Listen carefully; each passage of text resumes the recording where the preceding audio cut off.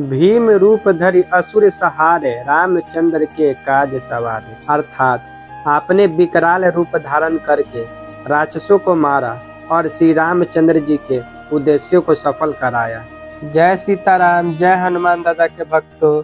मेरा नाम विश्वजीत है। मेरे और आप सभी के इस चैनल हनुमान दादा की भक्ति की शक्ति में आप सभी का स्वागत करता हूँ। आज मैं एक भक्त से जुड़ी सच्ची घटना आप लोग को सुनाने वाला हूँ। दोस्तों, कई लोग कहते हैं कि मैं तो इतने पाठ करता हूँ, इतने सालों से बजरंगबली की भक्ति कर रहा हूँ, फिर भी तकलीफ में हूँ या भगवान मेरा साथ नहीं दे रहे हैं। मैं उनसे सिर्फ यही कहूँगा कि ध्यान से सुनिए। बजरंगबली जिनके साथ रहते हैं उनका हृदय बहुत शुद्ध होता है। श्री हनुमान जी ने खुद कहा है, उन्हें वही लोग पसंद आते हैं जिनके दिल में छल और चतुराई का अंश मात्र भी नहीं होता। निर्मल मन जन सो मोहि पावा, मोहि कपट छल छिद्र न भावा। अर्थात जो मनुष्य निर्मल मन का होता है वही मुझे भाता है, मुझे कपट और छल छिद्र नहीं सुहाता। बस आप अपने अंदर झांको, आपके सारे सवालों के जवाब आपको मिल जाएंगे। भगवान उन्हीं के साथ होते हैं जो अटूट भक्ति के साथ अच्छे कर्म भी करते हैं। दोस्तों, श्री हनुमान चालीसा हर मर्ज की दवा है। आप एक बार श्री हनुमान चालीसा पढ़ के तो देखिए, आपका जीवन ही बदल जाएगा। और यह वीडियो उसी का सबसे बड़ा उदाहरण है। और हाँ दोस्तों, आप लोग के पास भी श्री हनुमान दादा से जुड़े सच्चे अनुभव, सच्ची घटना हो तो आप मुझे ईमेल कर सकते हैं। मेरा ईमेल ID vk856972@gmail.com है। शेयर जरूर करें। तो आइए जानते हैं क्या हुआ था इस भक्त के साथ। जय सीताराम, जय हनुमान जी के भक्तों। मेरा नाम शेरीन जैतवार है और मैं दुर्ग छत्तीसगढ़ की रहने वाली हूँ। मेरे और मेरे परिवार के ऊपर श्री हनुमान जी की कृपा हुई है, जो मैं अपने अनुभव में बताने जा रही हूँ। ये बात 3 अप्रैल की है। रात के 1:20 में मेरी डिलीवरी हुई। श्री हनुमान जी की कृपा से मुझे बेटा हुआ। मेरे बेटे को ICU में ऑब्जर्वेशन में रखा गया क्योंकि बच्चे की कंडीशन ठीक नहीं थी। उसे सांस लेने में प्रॉब्लम हो रही थी। मुझे बेबी को देखने नहीं दे रहे थे। 6 तारीख को जब मैं पहली बार अपने बेबी को फीडिंग कराने गई, बहुत खुश थी। मुझे लगा कि मेरा बेबी ठीक है और मुझे बेबी दे देंगे, लेकिन ऐसा नहीं हुआ। थोड़ी देर फीडिंग कराने के बाद मैंने बेबी का टेम्परेचर छुआ तो मुझे बुखार जैसा लगा। मैंने हॉस्पिटल की नर्स से कहा कि आप बेबी का टेम्परेचर चेक करिए। टेम्परेचर चेक किया तो बेबी को 103 बुखार था। उसने डॉक्टर को बताया और डॉक्टर ने आकर देखा और मेडिसिन देने को कहा और नर्स इंजेक्शन देकर चली गई।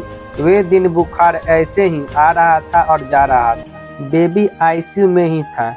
मैं अपने हस्बैंड के पास गई और उनसे कहा कि ये लोग बेबी को देख नहीं रहे हैं, हम अपने बेबी को किसी दूसरे डॉक्टर को दिखाते हैं। मेरे हस्बैंड रेडी हो गए। फिर शाम को हम डॉक्टर से मिले। मेरे हस्बैंड ने डॉक्टर से कह दिया कि कल हम बेबी को अपने रिस्क पर ले जाना चाहते हैं। पहले डॉक्टर ने मना किया, फिर उन्होंने हाँ कह दिया। उस रात मैं बेबी के पास बार बार जाकर देख रही थी। उसे बुखार था और ऑक्सीजन पर रखा गया था।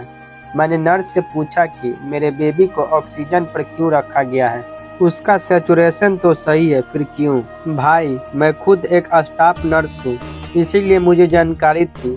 नर्स ने मेरे सवाल का जवाब नहीं दिया, सिर्फ कहा कि डॉक्टर ने कहा है इसीलिए लगाया है।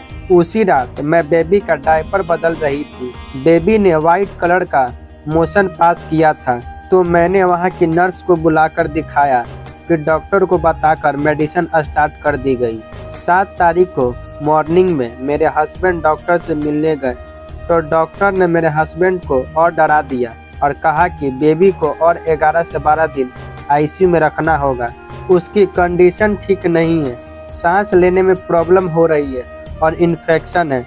पर डे का 12 से 15 हज़ार चार्ज लगेगा।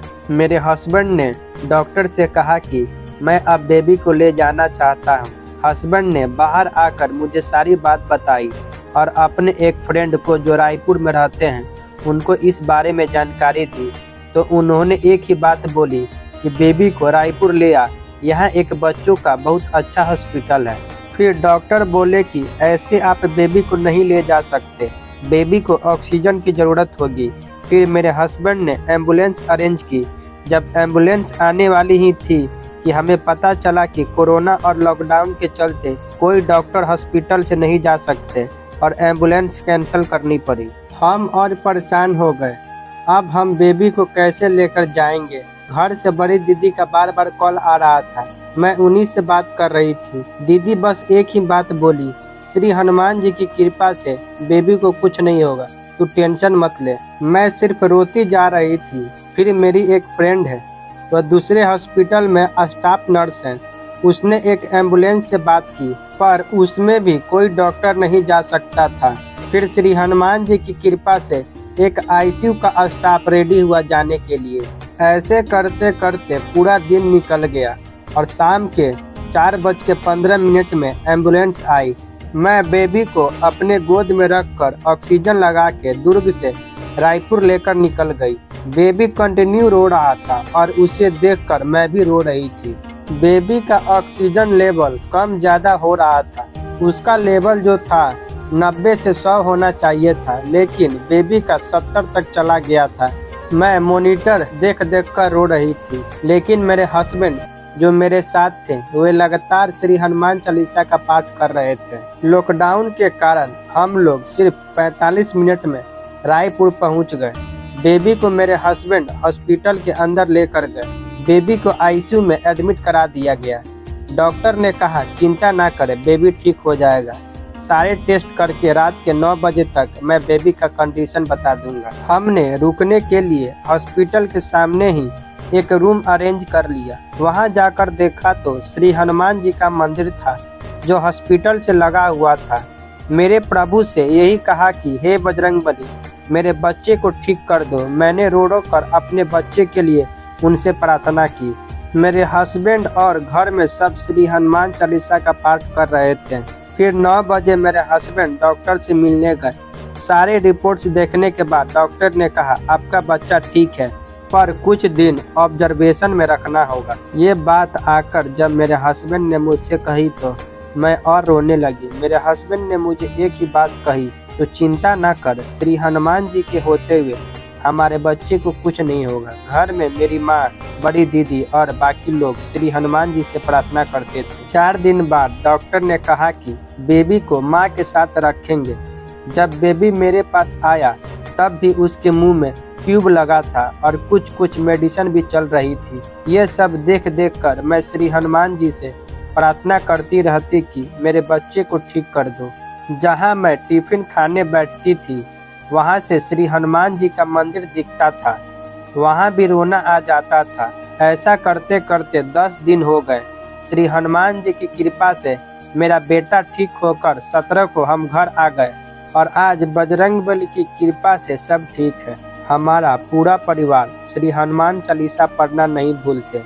मेरे बेबी रोता भी है तो उसका बड़ा भाई जो अभी 11 साल का है उसको अपनी गोद में लेकर श्री हनुमान चालीसा पढ़ना शुरू कर देता है और बोलता है बजरंगबली कुछ नहीं होने देंगे अब। तो भक्तों, श्री हनुमान दादा की कृपा और महिमा को बयां करना असंभव है। आपने तो देखा है श्री हनुमान दादा की भक्ति में कितनी शक्ति है और यह एक सत्य घटना है जहाँ हनुमान दादा ने साक्षात रूप से असंभव को संभव किया। तो ऐसे ही हमारे हनुमान दादा जो भक्त की थोड़ी सी भक्ति से ही प्रसन्न हो जाते हैं। तो मिलेंगे और एक हनुमान दादा से जुड़ी सच्ची घटना के साथ। तो जय सीताराम, जय हनुमान दादा।